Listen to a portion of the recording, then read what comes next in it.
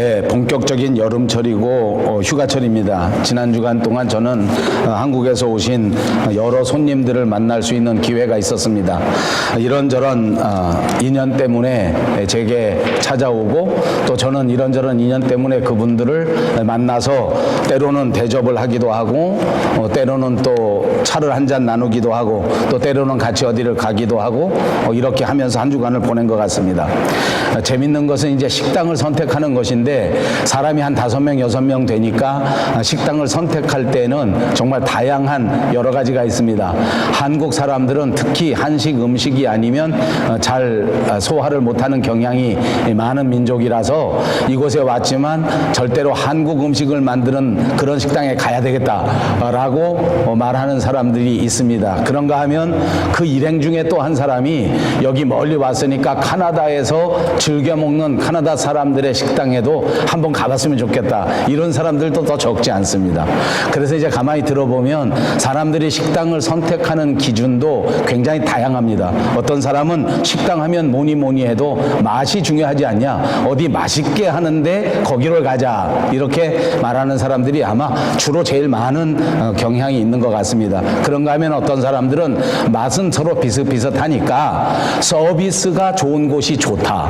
행여나 가면 거기서 음식을 나눠주는 사람들이라든지 또는 그 일에 종사하는 사람들이 너무 불친절하거나 하면 밥맛이 딱 떨어져 버리니까 그건 중요하지 않고 맛은 비슷비슷하니까 거기 종사하는 사람들이 친절한 사람들이 있으면 거길 가자. 이런 사람들이 있고 또 어떤 사람들은 음식점에 가서 그 시설 또는 그 그릇 이런 것들이 깨끗한가 그렇지 않은가에 또 중점을 주는 사람들이 있습니다.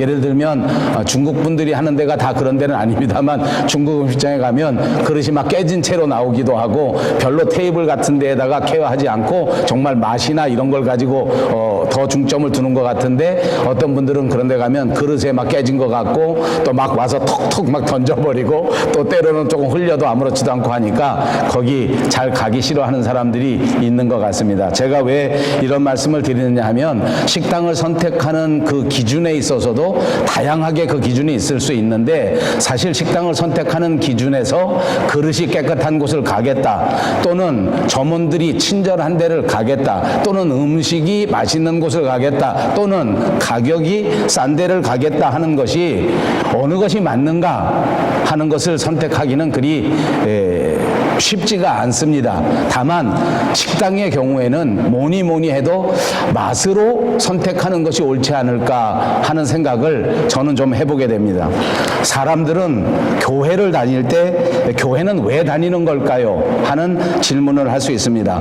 물론 교회도 여러 가지 기능이 있을 수 있기 때문에 교회를 다니는 기준, 교회를 선택하는 기준, 교회를 다는 목적 이것이 다양하게 있을 수 있다는 것입니다. 어떤 사람들은 교회에 가서 친교하고 교제하는 것이 아주 중요하다고 생각합니다. 그래서 교회에 나와서 사람들과 더불어 함께 대화를 나누고 사람들과 더불어 함께 네트워크를 만들고 서로 한 주간 동안 있었던 이야기들을 서로 나누면서 그래서 그런 좋은 관계를 유지하고 친교를 가지는 거 이런 목적을 가지고 교회에 오는 분들이 많이 있더란 말입니다. 특히 우리 같은 해외 교회는 다른 곳에 나가서 우리가 조금 외롭기도 하고 또 다른 나라 사람들과 자꾸 대화를 나누다 보면 자꾸 문화적인 충격 때문에 막히는 곳이 있기 때문에 우리 한국 교회에 나와서 한국 사람들끼리 오래간만에 대화를 나누고 또 같이 식사하고 또 새로운 사람들을 알게 되고 이렇게 하는 여러 가지가 너무 좋기 때문에 교회에 나오는 사람들이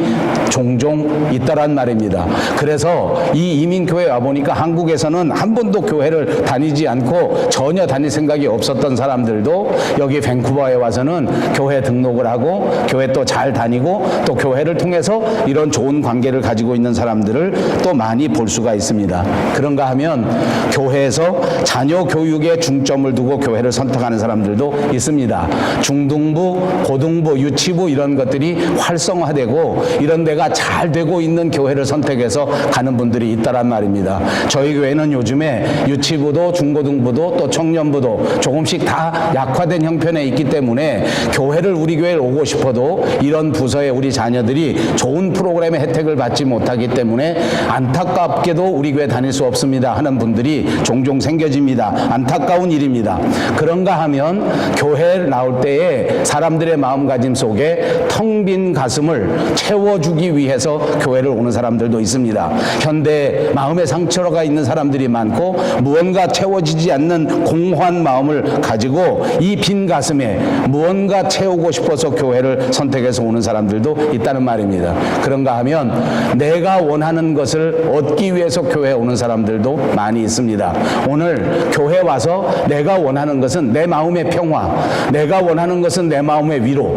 그러니까 이런 사람들은 교회 왔을 때 무언가 나하고 코드가 맞는 이런 것들을 좋아합니다. 그래서 나왔는데 찬송을 부를 때 나하고 비슷한 코드를 가지고 찬송을 부르면 어딘가 내 마음의 위로를 받은 것 같아서 그런 찬송이 있는 교회를 선택하기도 하는 것입니다. 설교를 들을 때에도 마찬가지입니다. 목사님들의 설교가 같은 내용을 가지고 설교를 한다고 하지만 그러나 다양한 스코프가 있을 수 있기 때문에 그 목사님이 설교하시는 그런 톤, 내용 또는 그런 모든 딜리버리가 내 마음의 위로가 되고 내 마음의 코드와 딱 맞게 되면 또 그것 때문에 교회를 선택해서 다니는 사람들도 많이 있습니다.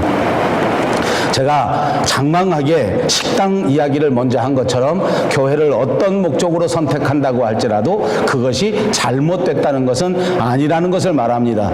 그럼에도 불구하고 교회를 선택하는 가장 중요한 기준이 있을 수 있다 하는 것을 말씀드리는 것이고, 그런 의미에서 우리가 교회를 나오는 이유, 교회를 선택하는 이유에는 나의 마음의 위로, 나의 마음, 내 문화와 꼭 맞는 코드, 내가 원하는 어떤 것들을 성취하는 것보다 더 중요한 선택의 기준과 더 중요한 이유가 있을 수 있는데, 그것이 무엇인가 하니 하나님을 생각하고 하나님의 뜻을 이루고 하나님 앞에 헌신하는 목적을 가지고 교회에 나오는 것이 가장 중요한 목적이요 가장 중요한 이유가 된다고 믿습니다. 이런 단계에 이르를 때, 이런 것을 가지고 교회를 선택할 때 그것이 우리가 바라는 진정한 그리스도인이요 이렇게 되기를 우리 모두가 소원해야 될 줄로 믿습니다. 교회를 다녀서 잘 되는 일이 없다고 할지라도 그것에 개의치 아니하고 나는 주님을 기쁘시게 해야 되겠다, 나는 주님이 좋아하시는 일을 감당해야 되겠다라고 생각하면서 교회를 다니는 사람들을 말하는 것입니다. 이런 사람들은 성경이 가르쳐 주기를 세상이 감당할 수 없는 사람이라고 표현했습니다. 사랑하는 여러분, 저와 여러분 모두가 이렇게 주님을 기쁘시게 하고 주님을 섬기는 목적으로 교회를 다님으로써 세상이 감당할 수 없는 사람, 우리 주님이 가장 기뻐하시는 사람들이 되시기를 주님의 이름으로 축복합니다. 우리 스스로가 어떤 범주에 속해 있는가를 생각하고 반드시 하나님을 먼저 생각하고 하나님을 기쁘시게 하는 그런 성도들이 돼서 하나님께 영광을 돌릴 수 있게 되기를 바란다는 말씀입니다. 오늘 우리가 강해해야 할 이 성경 본문에는 예수님을 따르는 참된 제자가 어떻게 살아야 하는가 하는 것을 심각하게 가르쳐주고 있습니다. 오늘 주님은 제자들에게 어찌 보면 가장 중요한 내용의 말씀을 말씀하고 있습니다. 나를 따라오려면은 어떻게 하고 살아야 하느냐, 나를 따라오는 자가 어떤 삶의 태도를 가져야 하는가 하는 것을 구체적으로 말씀해 주고 있는 대목입니다.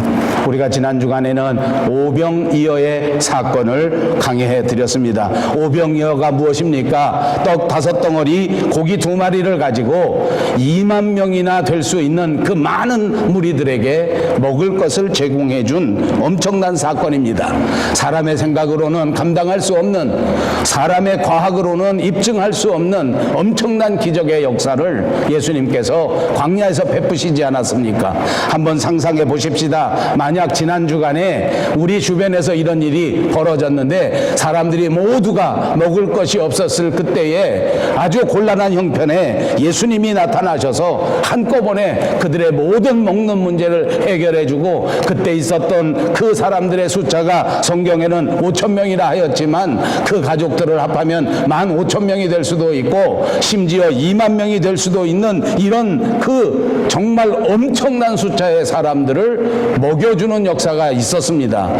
만약 우리 주변에 그런 일이 벌어졌다면 우리에게는 무슨 일이 일어날까요? 오늘 모든 사람들의 입으로 이 놀라운 사건이 전파될 것입니다. 야, 오병이어의 기적이 있었대. 예수님이라는 사람이 있었는데 이 사람이 그 떡 5덩어리, 고기 2마리, 조그마한 도시락 하나를 가지고 2만 명이나 되는 사람을 먹이고도 12강줄의 왜 음식이 남았대. 이런 놀라운 일이 생길 수 있는가? 라는 소문이 퍼지지 않았겠습니까? 요즘 같으면 당장 그 사람을 뽑아서 국회의원 만들어주지 않겠습니까? 당장 그 사람을 적극적으로 후원해서 대통령 되도록 만들어주지 않겠습니까? 당연히 그때에도 그랬습니다. 사람들은 모두 다 예수님에게 열광하기 시작했습니다. 이 사람이 우리의 메시아다. 이 사람을 우리의 왕으로 만들어야 하겠다. 이 사람을 우리의 통치자로 삼아야 하겠다. 라는 여론이 들끓듯이 일어나게 된 것입니다. 그래서 사람들은 모두가 다 예수님이 메시아다, 예수님이 왕이 되신다고 하면 우리가 정말로 행복한 나라에 살 수 있게 될 것이다 라고 말하면서 많은 사람들이 주님 앞에 몰려가서 우리의 왕이 되어 주십시오 라고 요청했을 것입니다. 그런데 오늘 본문에 보니까 예수님께서는 이런 민중들의 요청을 단호하게 거절하셨습니다. 예수님께서는 정치적인 왕이 되고 국회의원이 되고 이 나라를 다스리는 그런 사람이 되려고 한 것이 아닙니다. 이제 여기서 정치로 꿈을 꾸려서 여기서 처음에는 국회의원에 시작해서 나중에는 왕이 되고 대통령이 되고 나중에는 점점 더 힘을 발휘해서 이 중동 지역을 다스리고 세계 전체 가장 훌륭한, 가장 능력 있는 정치가가 되겠다, 이런 꿈을 가지고 이 세상에 오신 것이 아닙니다. 단순하게 말하면 예수님은 이 땅에 와서 온 인류의 죄를 해결하고 죄에서부터 해방시킬 뿐만 아니라 하나님의 나라를 바라보고 하나님의 나라를 향하여 걸어갈 수 있도록 만들어 주시는 것이 예수님의 사명감이요, 예수님의 삶의 목적이요, 예수님의 뜻이었단 말입니다.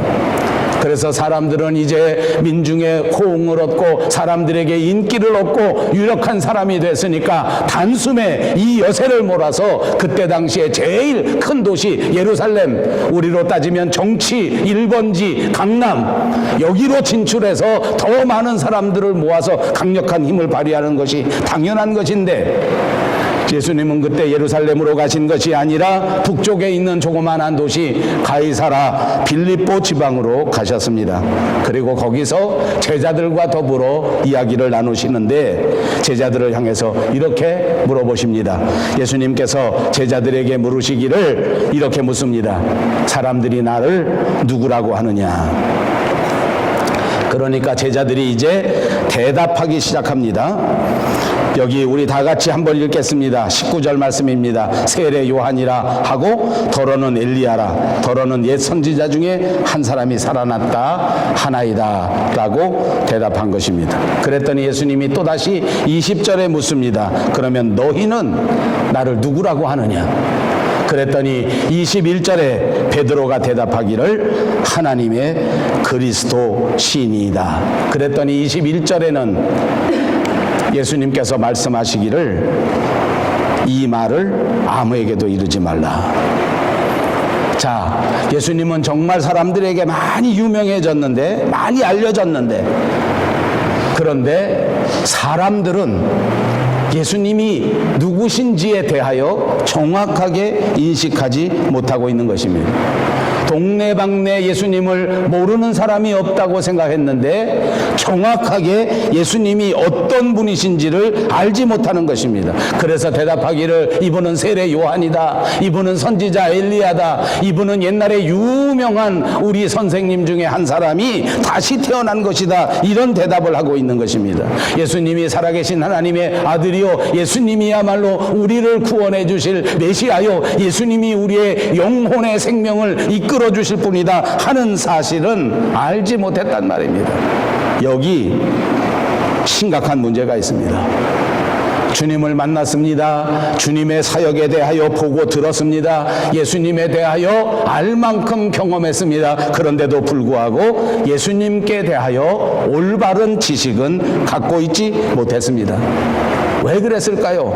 얼마든지 예수님에 대하여 충분히 알 수 있는 모든 기회가 있었는데, 얼마든지 예수님에 대하여 분명히 알 수 있는 지식이 있을 수 있었는데, 왜 예수님에 대하여 알지 못한 채 세례 요한이다, 엘리야다라고 대답하는 것일까요? 여러분, 저는 이것에 대하여 여러 가지를 생각해보고 여러 가지 이유에 대하여 분석을 해볼 기회가 있었습니다. 그런데 아무리 생각해봐도 다른 이유가 없습니다. 한 가지 이유를 댄다면 세상을 사로잡고 있는 어둠의 세력, 마귀, 사탄의 방해 때문에 그런 것이다 라고 대답할 수밖에 없습니다.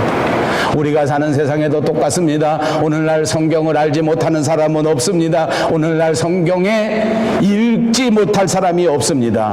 일부 지역을 빼놓고는 마음껏 하나님의 말씀을 접할 수 있을 뿐만 아니라 누구든지 예수님에 대하여 많은 지식을 공유할 수 있는 시대 속에 우리가 살고 있단 말입니다. 그런데도 불구하고 우리들 가운데 예수님에 대하여 깊이 알고 있는 사람, 마치 베드로처럼 주는 그리스도시요 살아계신 하나님의 아들입니다라고 고백할 수 있는 사람은 많지가 않단 말입니다. 여러분에게 묻습니다. 여러분은 과연 여러분들이 믿는 예수 그리스도가 주는 그리스도시요 살아계신 하나님의 아들입니다 라고 고백하고 계십니까? 우리가 누가복음을 강의하고 누가복음을 설명하는 동안 우리는 많은 말씀을 드렸습니다. 누가 과연 죽은 자를 살려냈단 말입니까? 예수님이십니다. 누가 과연 광풍을 잠잠하게 하고, 누가 과연 죄를 사하여 주고, 누가 과연 오병이어를 가지고 5,000명 되는 사람을 먹이는 이 엄청난 역사를 행하셨습니까? 예수님이십니다. 예수님이 누구시길래 과연 이런 일을 할 수 있단 말입니까? 그분이 하나님이시기 때문에, 과연 이런 일들을 하셨단 말입니다. 만약 예수님이 하나님이 아니셨다면 결단코 감당할 수 없는 사역들을 감당하셨습니다. 그런 정도가 아닙니다. 죽음을 이기십니다. 3일 만에 죽음의 모든 권세를 무찌르시고 부활하신 사건, 이것은 사람들이 도저히 감당할 수 없는 사건이요, 사람이 가지고 있는 그 어떤 이론으로도 그 어떤 과학으로도 입증할 수 없는 사건입니다. 베드로가 주님을 향하여 주는 그리스도시요 살아계신 하나님의 아들입니다라고 고백했을 때 주님이 뭐라고 하셨습니까? 너에게 이 사실을 알게 하신 이는 하나님의 성령이시다. 세상의 지식으로는 이 사실을 알지 못한다. 세상의 과학으로는 이것을 알지 못한다. 여러분에게 다시 묻습니다. 아까 제가 물을 때에 여러분이 마음으로 아멘 했던 대답, 주는 그리스도시요 살아계신 하나님의 아들입니다 라고 대답하셨다면 이 놀라운 고백을 여러분에게 할 수 있게 만들어 주신 이가 바로 성령 하나님이라고 하는 사실입니다. 이것은 세상에 주신 지식이 아니란 말입니다. 세상에 주신 과학이 아니란 말입니다. 하나님께서 여러분에게 주신 지혜인 줄로 믿습니다. 여러분들에게 이와 같은 하나님의 지혜를 허락하셔서 우리 주님이 그리스도시요 하나님의 아들이라고 하는 사실을 넉넉히 알게 하신 주님을 찬양합니다. 주님 앞에 영광을 돌리시는 여러분들이 꼭 되시기를 바랍니다. 예수님의 제자가 돼서 예수님을 따라가려고 하면 가장 필요한 것이 바로 이 신앙의 고백입니다. 바로 이 올바른 지식, 하나님이 지혜로 주시는 이 지식이 있어야만 예수님을 따라갈 수 있습니다. 그렇지 없다면, 이런 지식이 없다면, 이런 지혜가 없다면 물론 잠시 동안은 자원함으로 따라갈 수 있을지 몰라도 평생토록 주님을 따라갈 수가 없습니다. 신앙의 고백이 없으니까 주님 따라가는 길이 너무 힘들어서 넘어져 버립니다. 마치 광야에 나온 이스라엘처럼 조금만 어려움을 당하게 되면, 조금만 고난을 당하게 되면 그 순간 원망하고 그 순간 불평하고 다시 거꾸로 오던 길로 돌아가는 일이 벌어지게 된다는 말입니다. 그러므로 예수님을 따라가는 저와 여러분, 주님의 제자가 된 저와 여러분, 우리 마음속에 다시 한번 확실하고도 분명한 신앙의 고백이 있으시기를 주님의 이름으로 축복합니다.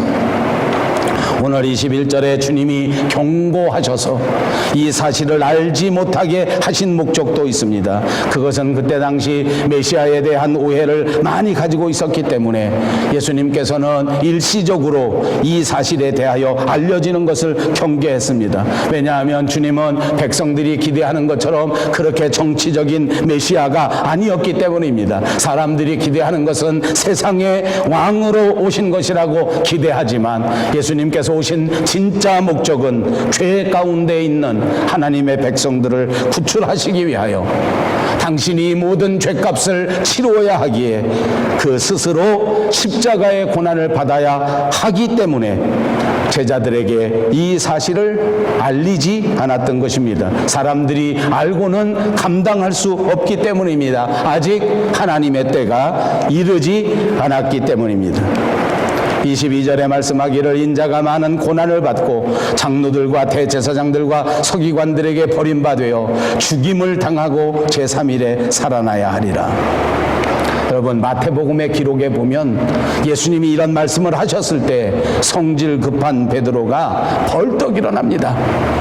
이러실 수가 없습니다. 어떻게 우리 선생님께서 어떻게 세상의 고난을 받고 장로들이나 대제사장들이나 서기관들에게 버림을 받으며 어떻게 예수님께서 죽임을 당한단 말입니까? 절대 이런 일이 벌어지면 안 됩니다. 예수님을 붙들고 가나요 가로되 주여 그리마옵소서, 이 일이 결단코 죽게 미치지 아니하리이다. 이렇게 대답합니다. 여러분 아시지 않습니까? 그런데 그 다음에 예수님은 또 뭐라고 하셨는지 기억하십니까? 사탄아 물러가라. 이렇게 이런 일이 절대로 예수님에게 일어나지 않을 거라고 말하는 베드로에게 예수님은 사탄아 물러가라. 너는 나를 망하게 하는 자로다. 나로 하여금 넘어지게 만드는 자다. 라고 비난하시고, 그리고 계속해서 말씀합니다. 이 베드로에게 하나님의 일을 생각하지 아니하고 세상의 일을 생각하면 안 된다. 여러분, 베드로는 아까도 말한 것처럼 주는 그리스도시요 살아계신 하나님의 아들입니다 라는 신앙의 고백을 드린 사람입니다. 그리고 저는 여러분에게 강력하게 말씀하기를, 우리가 주님의 제자가 되어 첫 번째 신앙의 고백이 꼭 있어야 한다 하는 것을 말씀드렸습니다. 그런데 보니까 그 신앙의 고백만 가지고도 완벽하지가 않습니다. 오늘 예수님이 말씀하시는 진짜 제자, 정말 예수님을 따라가려면 신앙 고백 그 다음에 또 필요한 것이 있는데, 예수님이 누구신지 분명히 깨달으라는 것입니다. 저는 오늘 저와 여러분에게 이 말씀을 정말 강조해서 말씀드리고 싶습니다. 우리가 믿는 예수님이 누구신가? 우리가 섬기는 교회가 어떤 곳인가? 여기가 운동하기 위해서 모인 친교단체가 아닙니다. 여기서 취미생활하기 위하여 사람들이 모여 자기의 외로움을 달래고 자기의 상한 마음을 달래는 정도의 그런 곳이 아니란 말입니다. 여기는 하나님에게 영광을 돌리고 하나님의 뜻을 따라 나를 내려놓고 주님의 뜻에 순종하는 것이 우리가 다니는 교회라는 사실을 분명하게 깨달아야 합니다. 아직도 주님이 누구신지 분명한 지식이 없고 아직도 교회가 무엇인지 분명한 지식이 없기 때문에 오로지 정치적인 생각, 오로지 물질적인 생각, 오로지 세상적인 생각으로 예수님을 따라갔기 때문에 예수님은 그런 모든 사람들을 거절하시면서 오늘 나를 따라오려거든 이렇게 해야 된다. 복음의 분명한 지식을 가지고 있어야 한다. 복음을 알되 깊이 있는 지식이 필요하다. 말씀을 알되 깊이 있는 말씀이 있어야 한다. 교회를 다니되 깊이 있는 교회관이 있어야 한다라는 것을 말씀해 주시는 것입니다. 사랑하는 여러분, 예수님을 깊이 생각하시기를 바랍니다. 날마다 예수님의 말씀을 깊이 묵상하십시오. 날마다 예수님의 사랑을 깊이 묵상하십시오. 날마다 예수님께서 여러분에게 주신 놀라운 사명을 깊이 묵상하는 여러분들이 되시기를 바랍니다. 베드로는 깊은 지식이 없었기 때문에 주님을 따라가는 수제자였는데도 결국은 주님을 가로막는 엉뚱한 행동을 하게 된 것입니다. 오늘 저와 여러분의 모습을 보십시오. 예수님을 즐겁게 한다고 하면서 예수님의 택한 제자라고 하면서 엉뚱한 행동을 하는 것입니다. 예수님을 가로막는 행동을 합니다. 예수님에게 방해되는 행동을 합니다. 그러면서 그것이 뭔지도 모르는 것입니다. 내가 엉뚱한 행동을 하고 있는지도 모르는 것입니다. 사랑하는 여러분, 깊이 알려고 하면 깊이 고민해야 합니다. 날마다 하나님의 말씀을 깊이 묵상하시고 날마다 하나님의 신앙생활을 깊이 고민하시고 날마다 하나님의 교회 생활을 놓고 깊이 고민하시는 저와 여러분들이 되시기를 바랍니다. 23절에 보니까 또 우리에게 이르시되 아무든지 나를 따라오려거든 자기를 부인하고 날마다 제 십자가를 지고 나를 따를 것이니라. 너무나 유명한 말씀입니다. 여기 첫 번째 조건을 나를 부인하라 하였습니다. 얼마나 어려운 일인지 모릅니다. 여러분, 제가 세상에 살아보니까 사람들은 전부 다 남을 부인합니다. 처음에 결혼할 때는 세상에 이보다 더 훌륭한 남자가 없고 이보다 더 아름다운 여인이 없습니다. 그런데 20년, 30년 살고 나면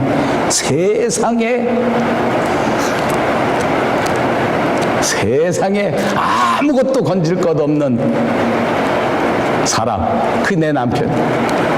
세상에 어디다 내를 아무것도 한 개도 아깝지 않아서 근데 안 해요. 전부 다 남편을 부정합니다. 전부 다 아내를 부정합니다. 세상에 오래 살다 보니까 모든 사람들이 자기 부모를 믿지 못합니다. 어떤 사람들은 자기 친구를 다 부인합니다. 그런데 결정적인 특징은 뭔지 압니까? 나 자신은 부인하지 않습니다. 현대인들의 결정적인 특징은 자기 자신을 믿는 것입니다. 그런데 오늘 예수님의 제자의 첫 번째 조건은 내가 나를 믿어서는 안 된다는 것입니다. 한번 입으로 해보십시다. 나를 믿지 말자. 나 자신을 믿지 말자. 내 생각이 꼭 올바른 것이 아니란 말입니다. 내 사상이 꼭 올바른 것이 아닙니다. 나를 부인하지 아니하고는 예수님을 따라갈 수가 없습니다. 내가 오늘 이 생각이 예수님 앞에서 치우친 것이 아닐까? 오늘 내가 하는 이 생각이 혹시 예수님께 잘못된 생각은 아닐까? 내가 오늘 하는 이 행동이 하나님을 기쁘시게 하지 못하는 행동이 아닐까? 라는 생각을 하면서 자기 자신을 살펴보지 아니하고서야 예수님의 제자가 될 수가 없다는 것입니다. 나를 따라오려거든 나를 부인하라 하였습니다.